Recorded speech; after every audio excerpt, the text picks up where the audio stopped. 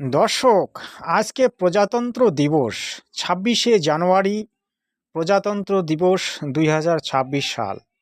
এবার বাংলার ঝাঁকিটি আপনারা অনেকেই হয়তো দেখেছেন, কিন্তু এই বাংলার এই যে ঝাঁকিটি আপনারা দেখতে পাচ্ছেন, এই ঝাঁকির উদ্দেশ্যটা কি? এরা আসলে ইংরেজের শাসনকালটাকে দেখিয়েছে এবং বন্দে মাতরম সঙ্গীতটাকে এরা গাইয়ে ওখানে এই যে ঝাঁকিটি তারা কিন্তু পরিচালনা করেছেন। তাদের আসল উদ্দেশ্য ছিল যে ভারতবর্ষের স্বাধীনতা এবং ইংরেজের শাসনকালের যে অবস্থাটা সেটা তারা দেখিয়েছেন।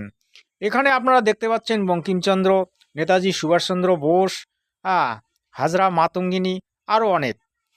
এই যে দৃশ্যটি আমাদের বেঙ্গল থেকে দেখানো হয়েছে, তো আপনারা বুঝতে পারলেন যে এটার উদ্দেশ্যটা কি। আসলে সুন্দর সুন্দর করে দেখাতে পারতো, একটা উন্নয়নের পাঁচালী হিসেবে যদি দেখাতো তাহলে আরও ভালো হতো, মমতা ব্যানার্জির উন্নয়নের পাঁচালী।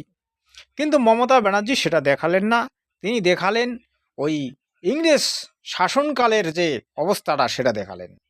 তবে বর্তমানে যে একটা ইংরেজ শাসনের ব্যবস্থা পশ্চিমবঙ্গে চলছে, এটা কিন্তু আমরা প্রায় বলবো, কারণ পশ্চিমবঙ্গে যে গণতন্ত্র, সেটা গণতন্ত্র কিন্তু নেই। পশ্চিমবঙ্গে চলছে একটা এক নায়কতন্ত্র, যেটার নাম হচ্ছে মমতা ব্যানার্জি। আজকে বলতে বাধ্য হচ্ছি আমি, কারণ এই কথাগুলি পিছনে কারণ আছে যার কারণে বলতে বাধ্য হই। এরা স্রেফ ওই সেন্ট্রাল গভর্নমেন্টের বদনাম করে, অর্থাৎ বিজেপি সরকারের বদনাম করে। কিন্তু বিজেপি সরকার কখনোই পশ্চিমবঙ্গকে হ্যায় নজরে দেখে না, এটা সত্য। যদি এরা ভালোভাবে কাজ করে, টাকা পয়সাও এদেরকে দেবে, কিন্তু এরা নিজের দাদাগিরি মারে, এই জন্যে এদের এই অবস্থা।